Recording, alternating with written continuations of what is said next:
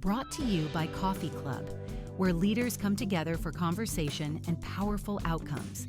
Visit ceo.com/coffee to learn more. So he was able to prove for about 220 patients in his practice that he could reduce their emergency room visits and their inpatient stays significantly, over 50%, and reduce total cost of care for those patients by $6,500, which is about 15% of the total cost of care for a patient. So a plan, a Blue Cross of Illinois was very intrigued by what he was doing. So that's really what launched SonarMD, was this study and this work that he did to prove that his hunch was right.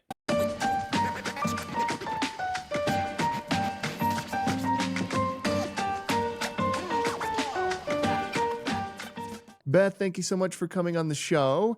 You are the CEO of SonarMD, which I was telling you before we hopped on here, I've been reading a lot about, and I'm actually really impressed with what you're building. But tell me, how did you become the CEO of SonarMD? Tell us about yourself. Give us your background. Thanks. So actually, I am a first-time CEO. I have been in the healthcare industry for most of my career. I got the opportunity to do a startup about, I hate using time when you get older. It's like, say 15 years ago, I got the opportunity to be the number 2 at a startup, which then launched me into being the number 2 at another startup. And then lo and behold, I come to Sonar, and guess what? I'm the number 2 again. And I do recall there was like an executive coach, maybe again about 15 years ago, and she said, when are you going to stop being the number 2? And I guess the answer is finally in 2021. So I became the CEO in 2021. Our original CEO, so I joined Sonar in 2019 to basically get Sonar off the ground. So we had a physician founder who had built a really, really great both product and story, but it needed to be commercialized. And that's part of what I do, is figure out how to get something into kind of a more of like a business, make it less of a project and more into a business. So I got hired as the number 2 to help do that. Our CEO decided that he wanted to go back to private equity, which is where he had been working prior to that. And I got the opportunity to step into his shoes. So it's been fun. Yeah, it's been fun. So I'm about 3 years in the position. That's incredible. What has that transition been like from being like, I met you like COO before? Yeah. Like what has that transition been like, going from that to CEO? Like, what's the difference between those two roles? It's a great question. These are small startup companies, so you find yourself doing a lot of things. And to be honest, I think I thought that it was going to be, there's a cachet that comes with having that title. And I thought that maybe it was like a bigger thing than what I was ready for. And I hear that that's common with women, actually, that they're sort of reluctant CEOs because they want to make sure they know how to do it first before they're doing it. And somebody said to me, it's just a different job, right? There was something about that comment that just took a lot of the air out of the issue, out of my head in a good way. And they're right. So it's been fun because, at this point in my career, I don't know that I've necessarily, when I'm the COO of a startup, I'm doing a lot of things that I have done before, maybe differently, but I'm still doing the same things. I get to do new things. I get to do things that I hadn't done before. So for me, it's been a great transition. Tell us what SonarMD does. Okay, so SonarMD, we manage patients with inflammatory bowel disease. So that category is Crohn's and ulcerative colitis. So those are people with really tough chronic conditions that are really expensive. We help do that as an extension of those patients' existing physicians. So we're not, hey, call us on the phone, or, digital first, download this app kind of thing. We work on behalf of the physician practices, but what we're doing is we're taking care of somebody between the visits. So if you're a patient that has a chronic disease, you tend to normalize your symptoms. And so you have your doctor visit, a couple months go by, and you are like, should I call him? Should I not call him? I'm not sure if this is weird or if this is different, or, I always feel bad. And we're that guardian angel. So we're the thing in between the visits that help to calibrate that. We use a lot of data analytics to do that. So we collect patient-reported outcome data, and we use that to predict whether or not those symptoms for that person are indeed something that need to be seen a little bit more with an in-person visit. But we also provide a lot of wraparound services too. So you're in between visits, you're not feeling great, but maybe things aren't terrible. We have a lot of holistic health services that can help support those patients as well. What was like, who saw this opportunity? This is fascinating. This is the part that I was like, wow, this is really cool. And IBD, a lot of people suffer from that, Yeah, probably more than people think. and it's tough. I mean, it is a tough disease. There's no cure for IBD. So you have it, and, it's all about managing it. And it's about, I'm not a physician, but clinically, if you can manage it for longer, you are reducing inflammation and you're keeping that disease progression at bay. So while you're not curing it, keeping the disease progression at bay means that you're not having consequences from the disease that are worse for your quality of life. So I have to give all the credit to Dr. Larry Kaczynski, our physician founder. So it's him who came up with the idea, and he likes to tell the story. He would see his patients, and he had great relationships with his patients, and he said, I give them my cell phone number and they wouldn't call me. And I'd see that they ended up in the emergency room. And I'm like, why are you in the emergency room? Why didn't you call me? And they said, well, doctor, I didn't really know that it was a problem. And he kind of had this little aha moment. And he said, he says he was watching The Hunt for Red October. So he decided that he needed Great. a ping system, right? So he had the whole submarine ping thing going on in his head. So he's like, I need a ping system. I need a system that kind of pings people between visits so they can figure out what's going on. So he's a very entrepreneurial guy. He spun one up. He got some outside tech people to spin something up so that he could ping his patients between visits and capture patient-reported outcomes and calculate information about them to determine whether or not they were deteriorating. And then he's a charming person as well. So he went to Blue Cross of Illinois and he said, hey, I've got this idea and I'm working on something. How about you give me some data so that I can see whether or not it's working? He got that as well.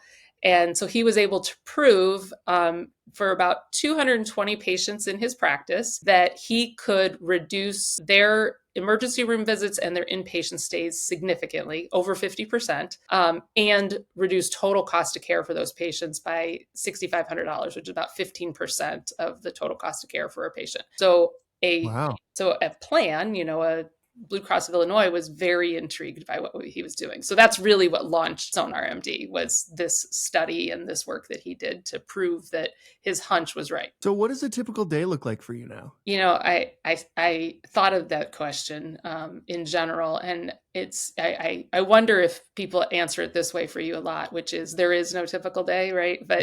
But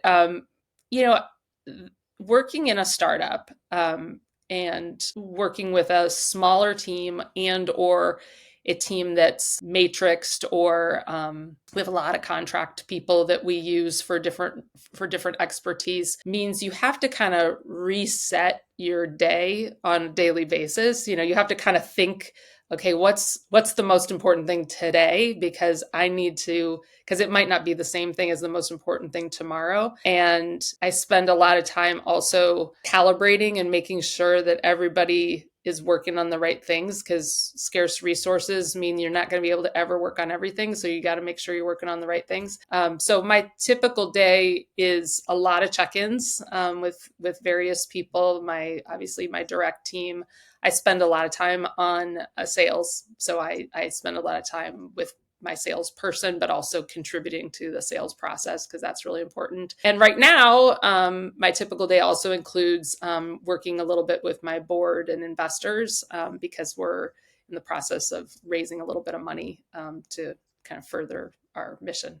I was going to ask you, how have you gone about raising money so far? I mean, did Blue Cross Blue Shield invest like when they were like super excited, and like, have you gone the venture capital route? Like, give us a sense for how you're thinking about funding this. Yeah. So when Larry developed that concept, he actually did a Shark Tank in Chicago at Matter, which is a health tech Yeah, incubator. yeah. And so he did the Shark Tank, and Blue Venture Fund was there. So they were kind of like, hey, that's our data and that's our people, and that, we might be interested.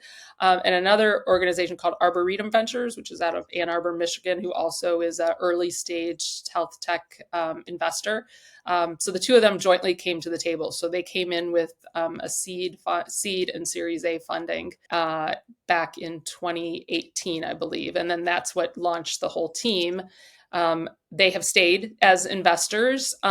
We have gone out to the market and talked, and I always am talking to investors because they know a lot, of what's working, what's not, and they ask good questions. So it's important for me to keep relationships with them.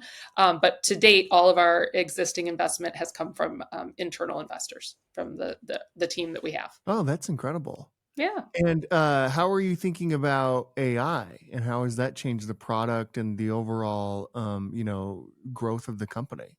Yeah, it's a question that, people ask all the time, right? Yeah, And everybody's you, asking themselves right, and that. you have to be on top of it because, that it's happening faster than I just can't get over it. Like I can't get over, just as an aside, like I can't get over how much improved AI is on taking notes, right? Like Yes, when it first I started, agree. you were like, man, I don't know if I'm going to be able to use this. And like, whatever, 3 weeks later, it's already better. So yeah, so we think about, I like to think AI is again an enabler, and nobody wants to eliminate in-person care. So nobody wants to eliminate that relationship between them and their doctor and the nuances that come along with that. But there's an incredible backlog related to getting in to see a GI visit in most markets. In fact, there's clearly not enough GIs out there.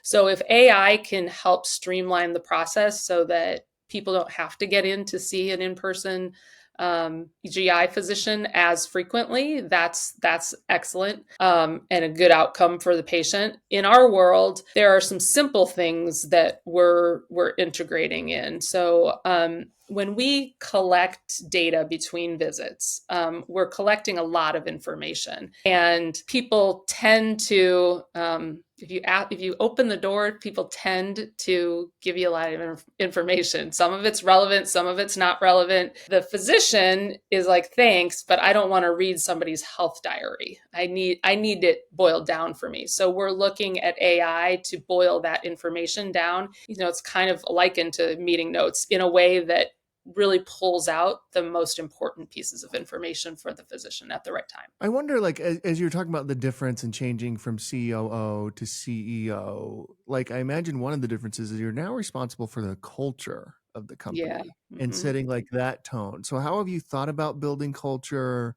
What are kind of like some unique things that you've brought to that, kind of given that you were the COO before that? Yeah, I think part of why it was a little easier for me to step into the CEO position is I've frequently taken on culture wherever I land in an organization. So that was an easy transition for me. I care about it a lot. I think that people who feel heard, who feel like they have a soft place to land, who aren't going to get in trouble for making a mistake, I think all of those things breed creativity. And I certainly need good ideas all the time coming from anywhere. And so that's very important to me. We've done a lot of things to try to keep ourselves connected. I think, ever since COVID, we're pretty much a remote company. So we have to do a lot. We have to work a little harder to maintain that culture and maintain, kind of connections between each other. Some of the ways we do that is silly games that we play remotely. We love competition. So we're not, we do our step challenges, against each other and a lot of smack talking and things like that. So we do that to help. But I think probably the best way I can, help culture happen is by modeling good behavior too. Like if I go on vacation, I should not be calling them, because then they'll think they have to do that when they're on vacation. So, things like that are also ways that I help culture. What do you read? What reading recommendations would you have for us? So I read a lot. I don't necessarily read all business books. So I love Yeah, good. historical. Yeah, I love that. I love historical fiction. I love mysteries. Because I feel like you get like creativity and perspective anywhere, right? Like Yeah. I love it. I'm right now reading something called The Diamond Eye, which is a historical fiction based on the true story of a Russian female sniper during World War II. Oh, wow. It's fascinating. It's fascinating, and it's real. Like she Yeah. really was a sniper, and the Russian army really let women in 1941 or 1940, I guess. That was crazy. So I'm reading that right now. I think reading is really important, because I think it's kind of an escape. It's an escape. It helps you think about lots of things in different ways. So if you're not reading, try reading. It's good. Yeah, yeah, I totally agree with that. What are like some products or apps or tools you use every day that you just couldn't live without? So, maybe it's my generation, but I use all the basics. I know how and do use all the basics. I'm happy with the AI note takers now and things like that. But I'm not gonna lie. My favorite is I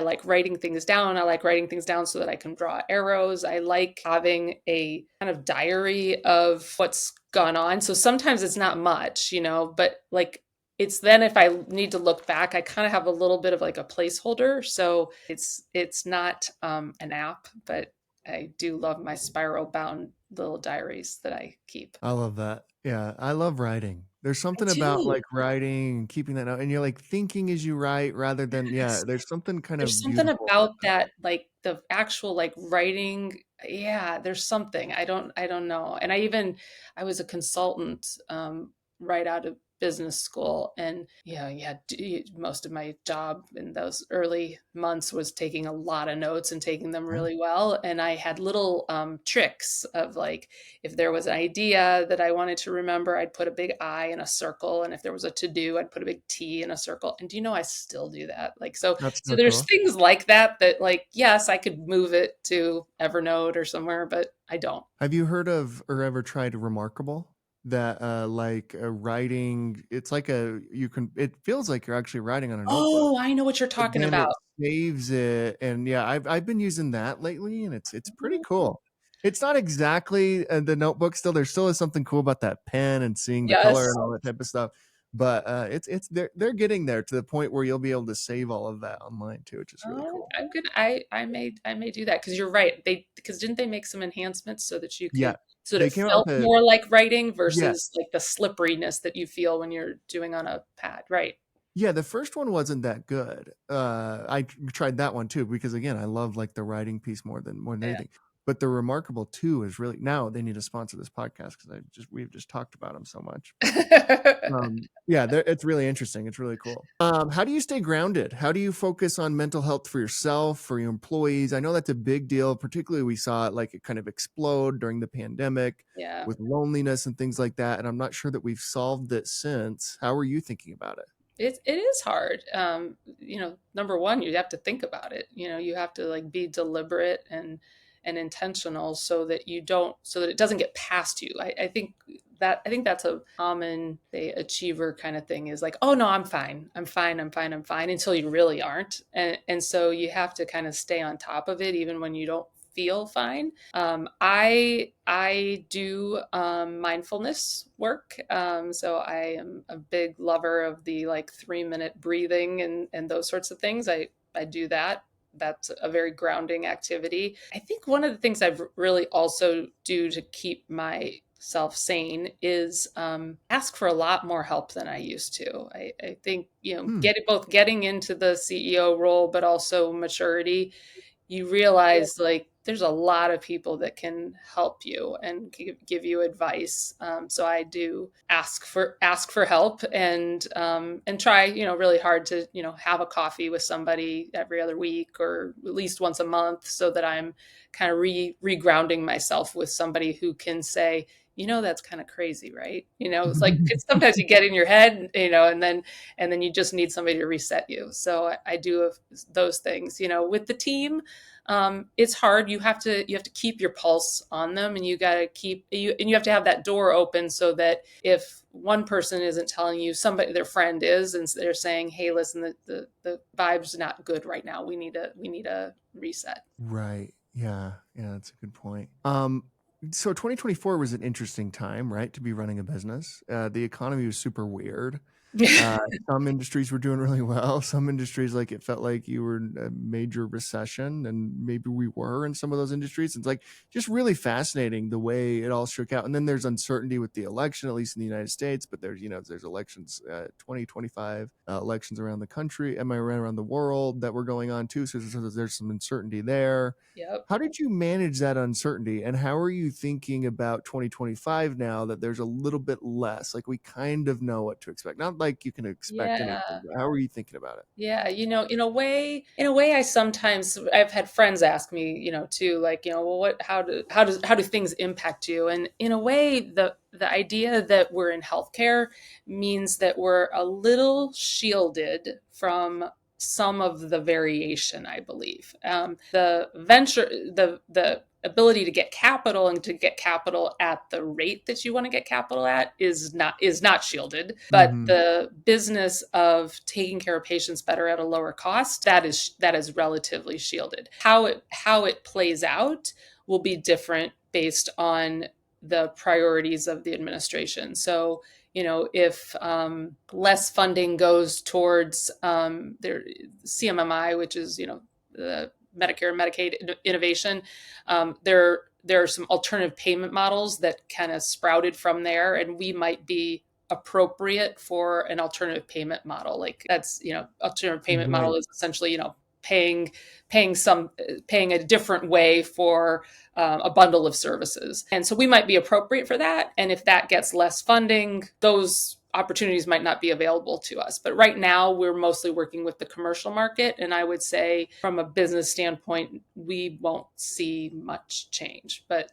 back to the capital market part will impact us. You don't grow as fast because of it. Right. As you look at like 2025, though, do you think it's going to be a little bit smoother, a little bit more predictable compared to I 2024? Yeah. do. Yeah, I do. Like, we saw, so my world is seeing what the I guess pace of some of the payers is right now. So like Aetna, Cigna, all the Blues plans and so forth. And we saw a little bit of this in 2024, and there seems to be some like clearer, because they feel better, right? Like, once they feel better too, like, and because uncertainty is certainly around Medicare is a big deal to those plans. When they start to feel a little more stable, then they can put some attention on programs like ours, which are going to fall more in the innovation area as opposed to, kind of their core business, which is making sure they're getting paid the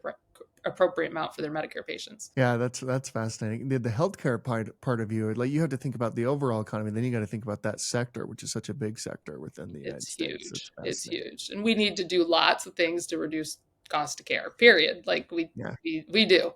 It's ripe for opportunity. For sure. Sure. I agree. Finally, we end every interview with the same question, and that is, at CEO.com, we believe the chances one gives is just as important as the chances one takes. When you hear that, who gave you a chance to get you to where you are today? It's hard to always say one person, but I kind of think there was like a left turn that was validated. So I'm gonna give this example. So I worked in consulting, and then I went and worked at some academic medical centers so that I could really see how things get built, and kind of do it from the inside. And then I was pregnant with my daughter, my first child. the dot-com boom had kind of been happening. So you felt like you were getting left behind. I wasn't loving what I was doing. And I was like, I can do this. I can go work on my own. Like I can go out on my own, and I can get my own clients, and I can help lots of companies build. Like this, I can do this. And so I quit, and I just, went to, and it was going to give me flexibility too, which is why I brought up being pregnant. And so I did. And somebody gave me my first project. And so it was, I think I told everybody I knew what I was doing and tried to pitch it to all kinds of people. And you just never know where your first thing's going to come from. But somebody said, yeah, I'll give you a try. And so I think of that because had they not given me a try, I wouldn't have had that validation. I might have gotten scared and gone back and tried to find a regular job.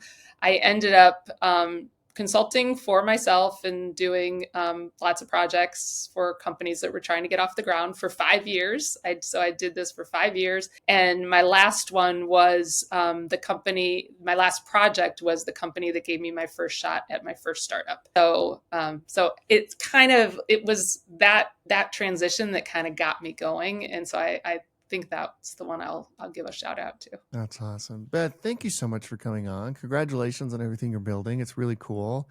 The company is incredible, what you've built here. And I think there's, blue waters ahead for sure. Love that. Blue waters. Love that. I'm gonna remember that. Thank you. Okay. Thanks, Beth. Have a good one. You too, Clint. Take care.